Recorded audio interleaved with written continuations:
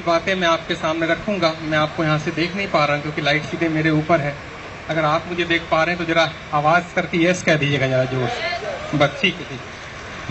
मैं motivational speaker और success coach के नाम से जाना जाता हूँ हिंदुस्तान और लगभग 90 देशों में। और मैं विभिन्न कंपनियों के लिए प्रोग्राम करता हूं कि वो अपनी सेल्स को मल्टीप्लाई कैसे करें, बिजनेस को मल्टीप्लाई कैसे करें। आप जान के हैरान होंगे क्योंकि मैं रिसर्च करता रहता हूं, आंकड़े कलेक्ट करता रहता हूं। हर तीसरा व्यक्ति कहीं ना कहीं फाइनेंशियली चैलेंज से गुजरता है। इसका कारण यह है कि उसकी फाइनेंशियल प्लानिंग नहीं होती है। और अगर जो लोग कहते हैं कि फाइनेंस में किस्मत का रोल है, तो मैं आपको बता दूं फाइनेंस में किस्मत का रोल बहुत कम है। राइट प्लानिंग और राइट स्ट्रैटेजी का रोल है। और जिन लोगों ने भी मेरे पॉइंट्स को इम्प्लीमेंट किया है पिछले 20 सालों में, उनकी टोटल प्रोडक्टिविटी, उनकी सेल, उनकी परफॉर्मेंस डबल ट्रिपल और कुछ ऐसे भी आंकड़े हैं मेरे पास जो 10 टाइम्स मल्टीप्लाई हो गए हैं, क्योंकि ये सारे रिसर्च वाले आंकड़े हैं। वो कौन से लोग हैं जिनकी इनकम मल्टीप्लाई होती जाती है रिसेशन के बावजूद, प्रेशर के बावजूद, तकलीफ के बावजूद, वो इनकी इनकम मल्टीप्लाई होती जाती है। तो पहला चीज जो निकल कर आया है फाइनेंस को मल्टीप्लाई करने के मामले में, क्योंकि जीवन की 3 प्राथमिकता है। पहली प्राथमिकता है आपकी हेल्थ, दूसरा है आपके रिश्ते और तीसरा है आपका फाइनेंस। हेल्थ अगर आपकी ठीक नहीं है आप कुछ नहीं कर पाएंगे, रिश्ते ठीक नहीं है आप कुछ नहीं कर पाएंगे, और फाइनेंस की कमर टूटी है तो आप कुछ नहीं कर पाएंगे, कुछ भी नहीं कर पाएंगे। तो जिन लोगों ने भी, जिन 10% लोगों ने फाइनेंशियल स्टेबिलिटी हासिल की है, आर्थिक संपन्नता हासिल की है, सबसे पहली चीज उन्होंने इसकी एक लॉन्ग टर्म प्लानिंग की है। 1 साल की प्लानिंग नहीं होती है ये, 5, 10 साल, 15 साल, 20 साल, 25 साल तक की प्लानिंग होती है। एक आंकड़े ये बताते हैं कि एक आदमी को आर्थिक संपन्नता पाने के लिए 22.5 साल का समय लगता है, अगर वो gradually step by step plan करे। उसमें प्लानिंग के लिए सबसे पहले जरूरी है उसके माइंड में 24 घंटे ये पिक्चर चलनी चाहिए कि मुझे फाइनेंशियली कहाँ पहुंचना है। किसी भी गोल को पाने के लिए उसकी पहले पिक्चर माइंड में चलनी बहुत जरूरी है। डोनाल्ड ट्रंप, जरा टाइप कीजिएगा गूगल में तो आपको मिलेगा, वर्ल्ड का सबसे बड़ा रियल स्टेट का जो टाइकून है जिसका नाम है डोनाल्ड ट्रंप। छोटे से एक इन्वेस्टमेंट से उसने स्टार्ट किया था, आज कहां से कहां पहुंच गया। इसी तरह डिज्नीलैंड, मिस्टर डिज्नी जिसने डिज्नीलैंड बनाया, आप जान के हैरान हो जाएंगे 7 बार ये आदमी बैंकक्रप्ट हुआ, एक बार नहीं 7 बार। और जब इससे पूछा गया कि भैया तुम 7 बार बैंकक्रप्ट हुए हो, तो इससे कहा गया मैं आर्थिक रूप से बैंकक्रप्ट हुआ हूं लेकिन मेरा आत्मविश्वास अभी बैंकक्रप्ट नहीं हुआ है। पहली चीज तो आप समझ लीजिए कि अगर आपको अपनी इनकम को मल्टीप्लाई करनी है, फाइनेंशियली सही जगह अपने आप को पाना है, तो आपके माइंड में next 5 years, 10 years, 15 years, 20 years की एक पिक्चर चलनी चाहिए कि आज से 20 साल बाद अगर मैं काम ना करूं तो मेरे पास कितना फंड्स होना चाहिए, ताकि मेरे उस समय के खर्चे को अगर मुझे मेंटेन करना है बिना काम किए तो वो खर्चे मेरे कैसे मेंटेन हो सके। केवल 10% लोग होते हैं जो टॉप पे पहुंच पाते हैं, बाकी लोग केवल सर्वाइव करते हैं। ये 90% और टॉप 10% लोगों की सोचने का तरीका बिल्कुल अलग होता है। तो पहली चीज मित्रों, चाहे आप एक शॉप लेके बैठे हों, चाहे आप ऑफिस लेके बैठे हों, चाहे आप बहुत बड़ा ऑफिस लेके बैठे हों, चाहे आपका इंफ्रास्ट्रक्चर कितना बड़ा क्यों ना हो, आप जरा ध्यान से देखिए कि जो मार्केट में लोग काम कर रहे हैं उससे आप थोड़ा अलग हो या नहीं हो। 3 मेन चीज होती हैं जो आपको लोगों से अलग बनाती है। बहुत से लोग रियल एस्टेट में काम करते हैं, बहुत से लोग प्रॉपर्टी डीलिंग की शॉप है जिनकी, बहुत से लोग प्रॉपर्टी डीलर है, लेकिन आपके पास 3 ऐसी कौन सी खास बात है जो मार्केट से आपको अलग करती है। वो 3 खास बात ही आपके बिजनेस को मल्टीप्लाई करती जाएगी। पहली खास बात यह है कि आपके ऑफिस में जो आता है या आती है, इसको अंग्रेजी में कहते हैं, मैं पहला वर्ड बोलूंगा, मैं चाहूंगा आप जोर से दूसरा वर्ड बोलें अगर आपने सुना होगा तो। अंग्रेजी में कहते हैं first impression is last impression. पहले 4 सेकंड में कस्टमर ये पता लगा लेता है कि उसको आपके साथ बिजनेस करना है या नहीं करना है। गजब के आंकड़े, आपकी बोलचाल, आपका पहनावा, आपकी ड्रेसिंग, मतलब मैं ये नहीं चाहूंगा, मैं देखना नहीं चाहूंगा as a professional, as a consultant, मैं आपको देखना नहीं चाहूंगा कि आप एक बहुत बड़े प्रोजेक्ट को बेच रहे हैं और आपकी ड्रेसिंग उसके हिसाब से नहीं है, क्योंकि आज की जमाने में आउटर लुक बहुत मायने रखता है। पहले 4 सेकंड में कस्टमर आपसे ये पता लगा लेता है कि आप कितने प्रोफेशनल हैं या नहीं है। तो जरा आप अपनी दुकान को या अपने ऑफिस को देखिए और विजुलाइज कीजिए कौन कौन से ऐसे एरियाज हैं जहां आपको बदलने की जरूरत है। आप हैरान हो जाएंगे, मुझे कहने में बड़ा अफसोस हो रहा है ये आंकड़ा, आप हैरान हो जाएंगे, 50% हमारे एम्प्लॉय काम के होते हैं, 50% काम के नहीं होते। 50% तब काम के होते हैं जब आप ऑफिस में घुसते हैं। जैसे ही आप ऑफिस में घुसेंगे आप देखेंगे वो तुरंत हिल्ला डुल्ला शुरू कर देंगे क्योंकि बॉस आ गए हैं। तो ये 50% केवल बैठ के सैलरी लेते हैं। और एक आंकड़े ये बताते हैं कि एक सेल्स का बंदा सुबह 10 से लेके 5 बजे तक केवल 90 मिनट अपने कस्टमर के साथ फेस टू फेस बात करता है। यानी अगर उसको सैलरी मिलनी चाहिए तो केवल 90 मिनट की मिलनी चाहिए, मिलती पूरी दिन की है। तो पहली चीज मित्रों, आप जरा पता लगाएं कि अगर आपको साल भर साल अपनी टर्नओवर, जैसे हमारे स्कूल में जब हम पास करते तो हमारी रिजल्ट आती थी महीने साल के अंत में, वो हमारा रिजल्ट बता देता था हमने साल में कैसी परफॉर्मेंस की। बिजनेस में जो रिजल्ट है वो बैलेंस शीट है कि साल में आपकी बैलेंस शीट मिनिमम 15 से 20% जंप की या नहीं की, और रियल स्टेट में तो ये जंप हाई जंप हो जाता है अगर ठीक से काम किया जाए। तो आपकी जो बैलेंस शीट है वो आपका रिजल्ट है। अगर आपकी बैलेंस शीट नहीं बढ़ रही है, अगर आपका टर्नओवर नहीं बढ़ रहा है, अगर आपकी सेल नहीं बढ़ रही है, तो कहीं ना कहीं बाहर में प्रॉब्लम नहीं है, आपके सेटअप में कहीं ना कहीं प्रॉब्लम। हमारे इस प्रोफेशन में सबसे बड़ी प्रॉब्लम क्या होती है? कैश फ्लो की क्राइसिस। और कैश फ्लो की क्राइसिस अगर आप मैनेज नहीं कर पा रहे हैं, 6 महीने का कैश फ्लो अगर आपके पास मैनेज नहीं है, तो आपको इसके ऊपर काम करना पड़ेगा। तो आपको 2-3 चीज देखनी है, मेरा स्टाफ कितना एफिशिएंट है। आप जान के हैरान हो जाएंगे, अगर आपके ऑफिस की टेलीफोन की घंटी 4 बार से ज्यादा बजती है तो उसको बैड कंपनी माना जाता है। यानी 4 बार घंटी बजी मतलब यहाँ पर कोई दम नहीं है, बस हमारे पास कोई चारा नहीं है, तो आपके पास हमें जाना पड़ेगा।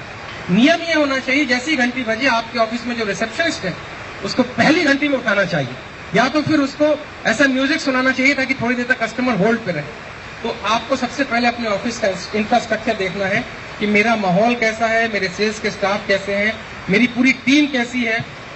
सेल्स का काम केवल वही कर सकता है जिसको बेचने का जुनून हो।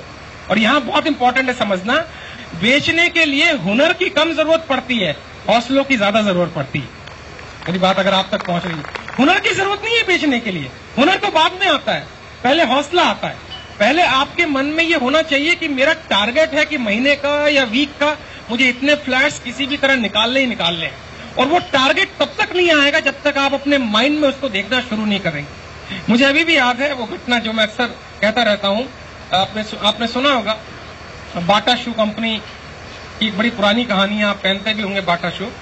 बाटा शू ने जब पहली बार अपने जूते लॉन्च किए तो सबसे पहले उन्होंने एक सेल्समैन को भेजा अफ्रीका में जूते बेचने के लिए। आप जानते हैं अफ्रीका में लोग कपड़े नहीं पहनते तो जूते क्या पहनेंगे। उसको पता नहीं था अफ्रीका की मार्केट क्या है। वो अफ्रीका चला गया, उसने जाकर देखा कि लोगों के शरीर पे कपड़े नहीं है तो वो जूते क्या पहनेंगे। तो उसने अपने मालिक को लिखा कि मैं वापस उसी जहाज से आ रहा हूँ, यहाँ पर मार्केट बिल्कुल नहीं है। आज की डेट में एक नियम काम करता है, खासकर प्राइवेट सेक्टर में जो काम करते हैं, या तो परफॉर्म करो या पेरिश करो। यहाँ सिंपैथी नाम की कोई चीज नहीं चलती है। 2 महीने का टारगेट दिया जाता है, टारगेट अचीव नहीं करेंगे तो घर जाओ, क्योंकि हम चैरिटी करने नहीं बैठे हैं। बिजनेस का मतलब है प्रॉफिट, बिजनेस का मतलब है हाई सेल, बिजनेस खराब होने का मतलब है लो सेल, बिजनेस अच्छा होने का मतलब है हाई सेल, बीच में और कुछ नहीं होता है। तो वो वापस आया, उसको सीधा निकाल दिया गया। एक बंदा जिसको बेचने का हुनर नहीं आता था, उसने अपने बॉस से कहा सर मुझे एक चांस दिया जाए, शायद मैं बेच दूं, और अगर नहीं बेच पाया तो वहीं रह जाऊंगा, यहां आकर फिर अपनी बेइज्जती नहीं कराऊंगा। तो वो बंदा गया और उसने क्या किया आप देखिए, जो मैं अक्सर सेल्स की ट्रेनिंग में हमारे सेल्स के एग्जीक्यूटिव को बताता रहता हूं। आपकी लाइन में सबसे बड़ी प्रॉब्लम मुझे सेल्समैन की दिखती है, और हमारा सेल्समैन जब कस्टमर से बात करेगा वो फीचर की बात करेगा, सर पंखा ये लगा है, नल ये लगी है, गेट ये लगा है। मेरा कस्टमर केवल 4 बात जानना चाहता है, मैंने इतने पैसे दिए, 4 साल बाद अगर मैं बेचूंगा तो इसका मार्केट रेट क्या होगा। क्या मैं सही बोल रहा हूं? वो बेनिफिट जानना चाहता है, मेरे पैसे का 4 साल बाद क्या वैल्यू हुआ, वो बेनिफिट जानना चाहता है। और हमारा सेल्समैन बेनिफिट ना बजा के फीचर बता रहा है। तो ये सबसे बड़ी प्रॉब्लम है। ये जो बाटा शू कंपनी का बंदा है, ये गया, उसने जूते की बात ही नहीं की। देखिए कहां सेल मार खाती है, मैं आपको बताऊं। उसने जूते की बात ही नहीं की कि जूता कैसा है, इससे पैर बचता है, इससे पैर पहनेंगे तो नीचे वो कांटा वाटा आपको नहीं लगेगा। उसने गांव के मुखिया को और गांव के सरपंचों को जूता पहना दिया और कहा 1 सप्ताह आप जूता पहनो और मजे में रहो।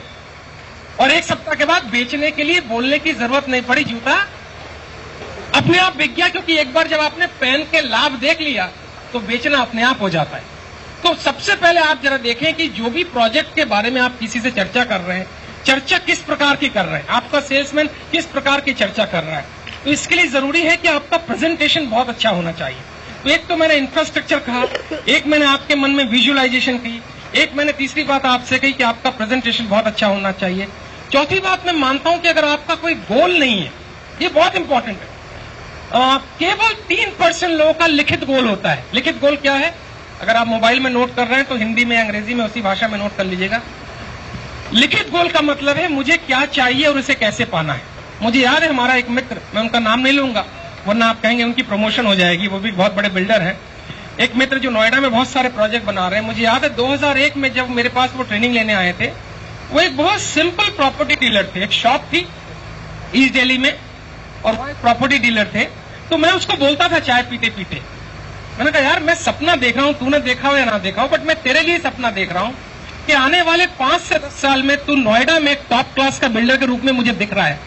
तो मुझसे मजाक मजाक में कहते थे राजेश क्या बात कर रहे हो। मैंने कहा तू मुझे दिख रहा है क्योंकि तेरी चाल ढाल, बातचीत, लोगों से मिलना, उसमें एक स्टाइल है, उसमें एक अलग टच है। तू एक आम प्रॉपर्टी डीलर की तरह नहीं है। और आज जब जाता हूं उसके ऑफिस बैठता हूं तो 10 साल पुरानी बातें याद आ जाती हैं। तो आपके जेब में मित्रों एकदम क्लियर ये होना चाहिए कि मुझे क्या चाहिए और उसे कैसे पाना है, और उसके लिए डेली प्लानिंग मुझे क्या करनी है, मेरी डेली रूटीन क्या होनी चाहिए। आप हैरान हो जाएंगे जान के जो मैं आपसे बात अभी बोलने वाला हूं। एक सर्वे ये बताता है कि हमारा 80% टाइम मोबाइल के एप्लीकेशन और फेसबुक पर जाता है। हैरान हो जाएंगे, हर 3 मिनट के बाद आपको कोई मैसेज आ जाएगा, टंग, व्हाट्सएप पे कुछ आ जाएगा, टंग। तो आप अभी मुझे सुन रहे हैं, आपका ध्यान मेरी तरफ है, और हर 11 मिनट के बाद आपका ध्यान टूटता है क्योंकि कोई ना कोई ऐप्स पे मैसेज आ जाएगा।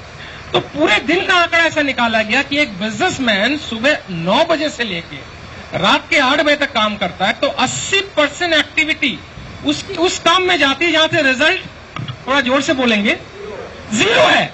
और 20% में से भी 5% उस काम पे जाते हैं जहां पर कुछ पैसा मिलने वाला है। होना उल्टा चाहिए, होना उल्टा चाहिए। 9 से लेके 5 बजे तक आपका ध्यान केवल उस काम पे हो जहां पर रिजल्ट 100% हो। और आपका रिजल्ट क्या है? 9 से 5 में जितने माल बिकेगा आपको उतना लाभ होने वाला है, जितनी ब्रांडिंग बनेगी उतना लाभ होने वाला है, जितनी क्रेडिबिलिटी बनेगी उतना लाभ होने वाला है। तो कल सुबह थोड़ा सा एक्सरसाइज करें। हो सकता है आपने ऐसा सेमिनार पहले अटेंड ना किया हो, पहले ये काम ना किया हो, लेकिन अब आपके पास चारा नहीं है। चारा मतलब ये कि पूरा वर्ल्ड प्रोफेशनलाइज हो गया है। आपकी एक बेहतरीन वेबसाइट होनी चाहिए, चाहे आपकी शॉप ही क्यों ना हो, लेकिन वेबसाइट बेहतरीन होनी चाहिए। आपका ऑफिस बड़ा बेहतरीन होना चाहिए और आपके पास बिल्कुल क्लियर प्लानिंग होनी चाहिए कि मैं सुबह 9 से लेके 5 बजे तक, चाहे मैंने 10वीं पास की हो, 12वीं पास की हो, पढ़ाई ना की हो, उससे अपने को कोई लेना देना नहीं है, लेकिन सुबह 9 से लेके 5 बजे तक मेरी एकदम क्लियर है कि मैं क्या करने वाला हूं। हमारे कुछ मित्र जो प्रॉपर्टी डीलिंग के फील्ड में काम करते हैं, मैं उनसे कहता हूं यार मैं देखता रहता हूं तुम बैठे रहते हो, तो मैं इससे पूछ रहा था कि तू जो बैठा हुआ है सारे दिन, तेरे पास कितने क्लाइंट्स हैं? तो बोला जितने लोगों को मैंने फ्लैट्स दिलवाए हैं सेल परचेज को मिला के 100 तो होंगे। मैंने कहा इन 100 से कम मिल, इनसे बात कर, मैं गारंटी देता हूं, एक आंकड़ा ये बताता है कि 10 लोगों से आप मिलेंगे तो एक डील पक्की है। मतलब अगर आप कोई हुनर भी ना जानते हो, कोई आप स्किल भी ना जानते हो, केवल 10 लोगों को जाना है और इसके बारे में बताना है। साहब एक प्रोजेक्ट ये लॉन्च हुआ है, ये डिटेल है, ये इसका स्ट्रक्चर है, ये प्राइस है। 10 लोगों से अगर आप मिलेंगे तो एक डील पक्की है। आप में से बहुत से लोग, ईश्वर करे आपके पास गाड़ियां होनी चाहिए और भी हो, लेकिन मैंने बस में बहुत ट्रैवल की जब मेरे पास पैसे नहीं हुआ करते थे। रोडवेज बस में मैंने बड़ी ट्रैवल की। आप में से कितने लोगों ने रोडवेज बस में ट्रैवल की है? जरा हाथ उठाएं। राइट, अगर आपने रोडवेज बस में ट्रैवल की हो तो बेचने की कला पर मैंने उस पर रिसर्च किया। देखिए कितनी बढ़िया बेचने की कला है रोडवेज बस में। मैं आपको दिखाता हूं और फिर आप बताइएगा आपने देखा है कि नहीं देखा है। वहां रोडवेज बस में एक भिखारी उठता है, उसके हाथ में पर्ची होती है, देखा है, और वो सारे पैसेंजर को पर्ची बांट देगा और बांटने के बाद सामने खड़ा हो जाएगा और वो सारे पैसेंजर की एक्सप्रेशन देखेगा, किसके चेहरे पर उसकी कहानी सुनकर दुख आ रहा है। मतलब वहां भीख पक्की है, वहां माल बिकेगा बिकेगा, वहां पक्की है। और वो ठीक वहां जाके अपनी बॉडी लैंग्वेज के साथ ऐसे खड़ा हो जाएगा। एक तो कहानी में दुख, एक उसके चेहरे पे दुख, तो 5 रुपया पक्का। अब आप देखिए, अगर 90 सीटर बस है और उसका टारगेट होता है कि 90 सीटर बस है, 20% मेरा कन्वर्जन रेट होना चाहिए, 18 5 90, एक बस से 90 रुपए की कमाई है। 10 बस वो कंप्लीट करके 900 रुपए हो गया। वो हमसे ज्यादा अच्छा सेल्समैन है। मेरी बात अगर पहुंच रही हो तो रिस्पॉन्स कीजिए। वो हमसे ज्यादा अच्छा सेल्समैन है, बुरा मत मानिएगा, लेकिन हमारा सेल्समैन, उसको गर्मी लगती है 48 डिग्री में। अगर 47 डिग्री में तुम बाहर नहीं निकल पा रहे हो तो जिंदगी में सेल्समैन नहीं बन सकते, क्योंकि सेल्स का काम है बाहर निकल। तो आपको 3-4 चीजों पे ध्यान देनी है। एक तो मैं चाहता हूं मेरी ये तमन्ना है कि रियल एस्टेट का फील्ड और भी ऑर्गेनाइज्ड हो, और भी स्ट्रक्चर्ड हो। मतलब मैं कुछ इस तरीके से आपको कहना चाहूंगा कि अगर कोई आपकी बात करे तो आप ये कहें आपके बारे में, आपकी कंपनी के बारे में, आपकी शॉप के बारे में, चाहे आपके किसी कोने में छोटी सी दुकान ही क्यों ना, उससे मुझे कोई लेना देना नहीं है।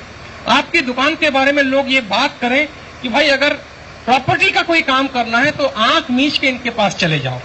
वो चीज अचीव करने के लिए आपको क्या करना पड़ेगा, उसके लिए कल सुबह से आपको प्लानिंग करनी पड़ेगी। कल सुबह से केवल 9 से 5 के बीच उन्हीं चीजों पर काम करना है जहां से आपको रिजल्ट मिलते हैं। जिन चीजों से रिजल्ट नहीं मिलते वो काम डेलीगेट कर दीजिए, भाई ये काम तू कर, क्योंकि मेरे को 9 से 5 के बीच उसी चीज पे काम करनी है। बिजनेस मतलब हाई सेल, बिजनेस मतलब प्रॉफिट, बिजनेस मतलब गुडविल, बिजनेस मतलब क्रेडिबिलिटी। ये 4 चीजों को आप ध्यान रखेंगे तो आप देखेंगे 90% लोग जो रिसेशन चिल्लाएंगे वो आप नहीं चिल्लाएंगे, क्योंकि आप रिसेशन के पहले अपनी तैयारी कर चुके होंगे। और अंतिम 2-3 बात अगर मैं आपसे कहूं थोड़ा बिजनेस के एंडिंग के बारे में, तो मैं कहना चाहूंगा जो कि बहुत इंपॉर्टेंट है, बहुत इंपॉर्टेंट है। ये जरूरी है कि आप अपने बिजनेस को हर साल नए लेवल पे जाएं, हर साल इसमें कुछ नया इजाफा करें, हर साल नया थोड़ा एक्सटेंशन करें। अगर आप सोचेंगे बस इससे ज्यादा मुझे बिजनेस नहीं करना है तो आप रुक जाएंगे। जब आप किसी कस्टमर से डील करें तो कैसे पता लगे कि कस्टमर खरीदने के मूड में है या नहीं है। और कस्टमर ऐसे सोच रहा है, अपनी यहां चिन पे हाथ रख के ऐसे सोच रहा है, इसका मतलब वो गंभीर मुद्रा में है। वहां ज्यादा छेड़छाड़ मत कीजिएगा वरना ना हो सकती है, उसको सोचने दीजिए। थोड़ी देर में वो ठीक आपके पास प्रश्न पूछेगा, नहीं यार कुछ ठीक ठाक जरा रेट लगाओ, मतलब सोच रहा है। ये जो बॉडी लैंग्वेज है इसका मतलब है कि वो आपसे खरीदने के मूड में आ चुका है। एक तो तरीका ये है पता लगाने का। दूसरा, कस्टमर खरीदने के मूड में कैसे पता लगाएं, वो आपसे अगर बहुत फ्रेंडली हो रहा है, आपके बारे में जानना चाह रहा है, भाई साहब कितने साल से काम करते हो, कौन कौन आपके क्लाइंट है, मतलब वो आपसे फ्रेंडली हो चुका है और वो आपके साथ खरीदेगा जरूर। और तीसरा तरीका, ये याद रखिएगा, भूलिएगा नहीं, और आप देखिए ईश्वर ने चाहा अगर आप इस पे काम करेंगे तो हमारा प्रोजेक्ट बड़ा शानदार चलने वाला है। तीसरा तरीका, जितना ज्यादा आप कस्टमर से प्रश्न पूछेंगे उतना वो आपकी तरफ आकर्षित होगा। जितना ज्यादा उससे आप प्रश्न पूछेंगे, अगर आपसे कोई कहे कि मुझे ये प्रोजेक्ट लेना है तो आप सीधा मत बोलिए अच्छी बात है लेना है, आप उससे पूछिए इसमें क्या लेना चाहते हैं, कौन सा एंगल लेना चाहते हैं, क्या आपकी नीड है। जितना ज्यादा आप प्रश्न पूछेंगे उसको समझ में आएगा ये इंसान मेरे बारे में ज्यादा सोच रहा है, आपकी गुडविल बैठेगी और फिर बेचना तो बड़ा इजी हो जाता है, बहुत इजी हो जाता है।